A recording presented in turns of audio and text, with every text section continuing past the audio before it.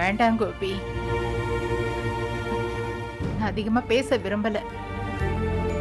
இது நமக்கு வேண்டாம்பா. எல்லாருக்கும் சிக்கலாயிடும்டா. உன் பசங்க உன்னை வெறுத்துடுவாங்கடா. இது இனியா கல்யாணம் வரைக்கும் போய் நிக்கும். இதனால பெரிய பிரச்சனை ஆயிடும்டா. வேண்டாம்டா. நீ இவ்வளவு நாள உன் பசங்களுக்கு நீ ஒரு நல்ல அப்பாவா இருந்திருக்க, எல்லாம் பண்ணிருக்க. அது எல்லாமே இல்லாம ஆயிடும்டா. அதெல்லாம் உன்னால தாங்கிக்க முடியுமா சொல்லு? வேண்டாம் கோபி. நான் இப்படி சொல்றது உனக்கு தப்பாதான் தெரியும். ஆனா நான் எல்லாத்தையும் யோசிச்சுதான்டா சொல்றேன். நான் இதெல்லாம் ராதிகா கிட்ட கிளியரா எக்ஸ்பிளைன் பண்ணேம்மா. ஆனா கோச்சுக்கிறா, கேட்க மாட்டேங்கிறா. என்னவா, உனக்கும் பசங்க இருக்காங்க, அவளுக்கு ஒரு பொண்ணு இருக்கால்ல? இல்லம்மா, எங்களுக்கு கல்யாணம் ஆயிடுச்சுல, எங்க 2 பேருக்காக இந்த குழந்தை ஒரு அடையாளமா இருக்கட்டும்னு அவர் நினைக்கிறா. அவ மட்டும் நினைக்கிறாளா இல்ல நீயும் நினைக்கிறியா? மா, எனக்கு நீங்க சொல்றதெல்லாம் புரியுது. அதனால்தான் நானும் வேண்டான்னு தான் சொன்னேன்.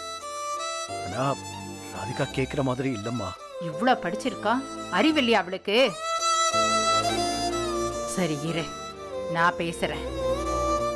கோபி, இது யாருக்கும் தெரிய வேண்டாம். நான் பேசுறேன்டா. நான் சொன்ன அவ கேப்பா. டேய், என்னடா? ஒண்ணு இல்லம்மா. நான் சொன்னதுல உனக்கு ஏதாவது வருத்தமா இருக்காடா? இல்லம்மா, இல்லையே, எந்த வருத்தமும் இல்ல. கோபி, நீ இந்த விஷயத்தை என்கிட்ட சொல்லும் போது அம்மா சந்தோஷப்படுவான்னு தானே நினைச்ச. நீ ஒரு நிமிஷம் சந்தோஷப்பட்டதை நான் பார்த்தேன்டா. உன் கண்ணில் அது தெரிஞ்சுது. நான் எழிலுக்கு நினைச்சு சந்தோஷப்பட்டேன்டா. அதை நீ தப்பா நினைச்சுக்கிட்ட. நீ சந்தோஷப்பட்டத என் கண்ணால நான் பார்த்தேன்டா.